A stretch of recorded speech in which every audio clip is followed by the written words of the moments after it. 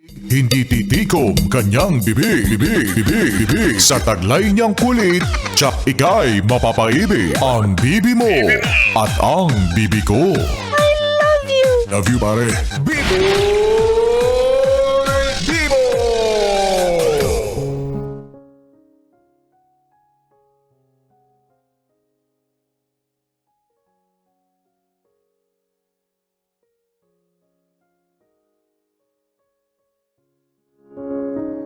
Bibi, ito na ang sulat na dapat ay mapakinggan mo.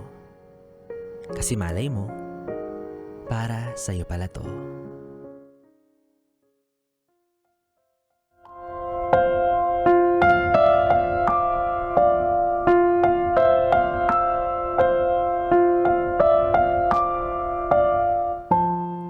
Nang minsay kinain kita, bakit ka natawa?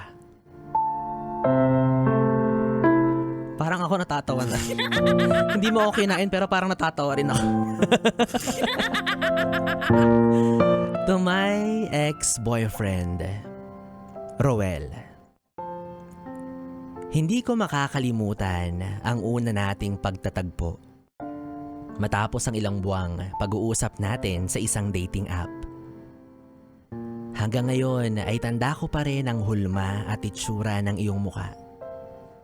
Ang kulay ng iyong balat at ang matipuno mong katawan.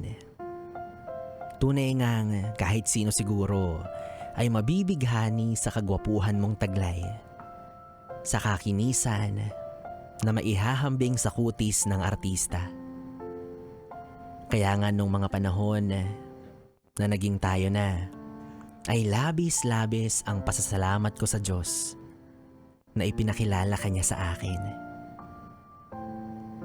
At alam ko na ang swerte ko. Ilang buwan rin tayong nag-date hanggang sa umabot na sa puntong nagkayayaan na tayong mag-check-in sa isang hotel. At overnight pa. Hindi naman ako berhen para sabihing wala akong ideya sa kung ano ang mangyayari. Pero ikaw, ang sabi mo sa akin, ay wala ka pang karanasan. Walang karanasan sa kapwa lalaki. Akala ko nga nung una, biro mo lang yun eh. Kaya tinawanan ko lang. At sa mga sumusunod na pangyayari, ay tila nagtataka na ako.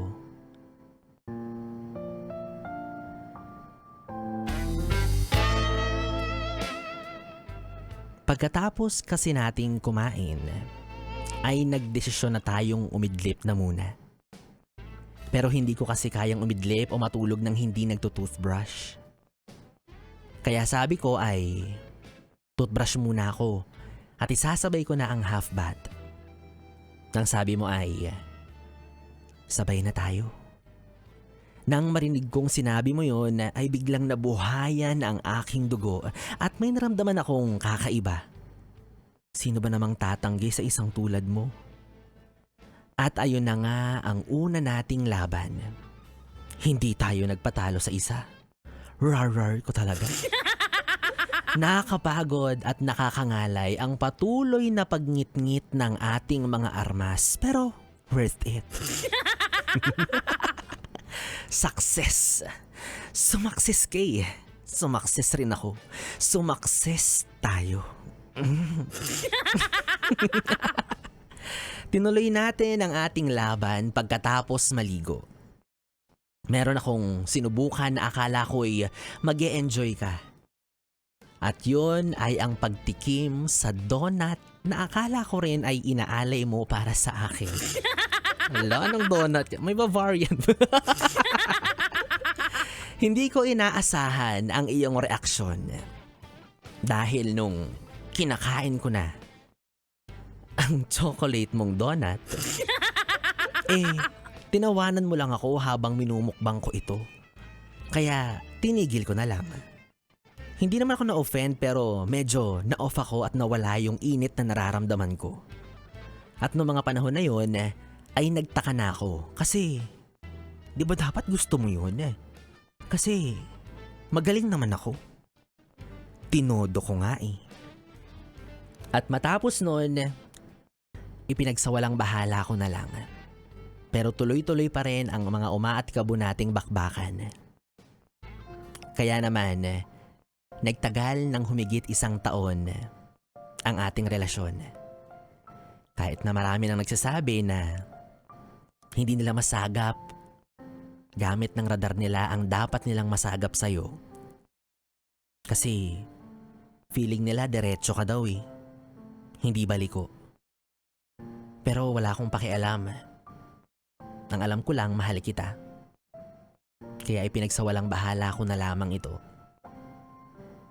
Kasi nga ganun kita kamahal. Mahal na mahal. Hindi man tayo legal sa pamilya mo at wala man akong kilalang mga malalapit sa'yo, ang mahalaga sa akin ay kilala ka naman ng pamilya ko. Hindi ko rin makakalimutan ang plano nating mag-out of town para i-celebrate ang first monthsary natin.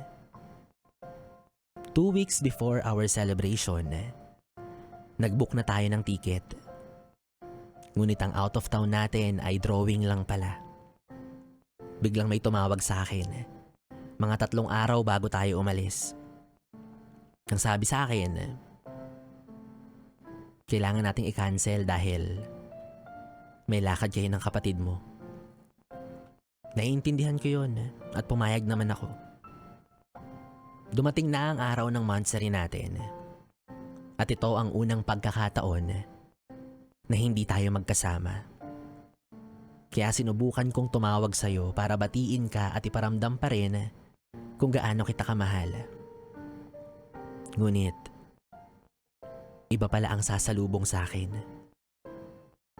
Ang sumagot sa tawag ko ay ang ex-girlfriend mo. Ang ex-girlfriend mo na nakwento mo sa aking first love mo. Nagpakilala agad ako bilang boyfriend mo habang tumatangis nang malaman kong nagkabalikan pala kayo. 2 buwan ang nakakaraan. Ramdam ko ang gulat at pagtataka ng ex-girlfriend mo. Ay mali, girlfriend mo pala.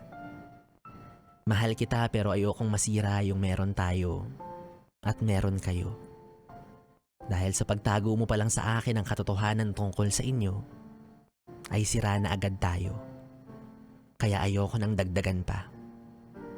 Hindi ko nasabi sa'yo na kinausap ko ang girlfriend mo, na sa kanya ka na pinapaubayahan na kita, na ituloy nyo na ang relasyon ninyong dalawa. Ang tanging sinabi ko lang sa'yo, nang malaman ko ang katotohanan, ay tama na. Nawala na ang pagtataka ko at kilala na kita. Mas makikilala pa pala kita kung kailan tapos na tayo. Baka nga tama yung mga kaibigan ko. Diretso ka talaga. At hanggang ngayon, ay nalilito sa tunay mong pagkatao. Ngayon, sana ay naging masaya ka rin sa mga sandaling ako ang naging sandalan mo. Sana ay masaya ka pa rin hanggang ngayon. Sa piling niya. At sana ay mas magpakatotoo ka pa sa kung sino at ano ka talaga.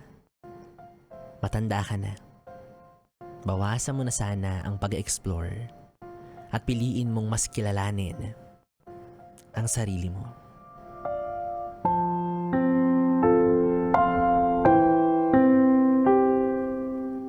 Yes, it's me, Mike.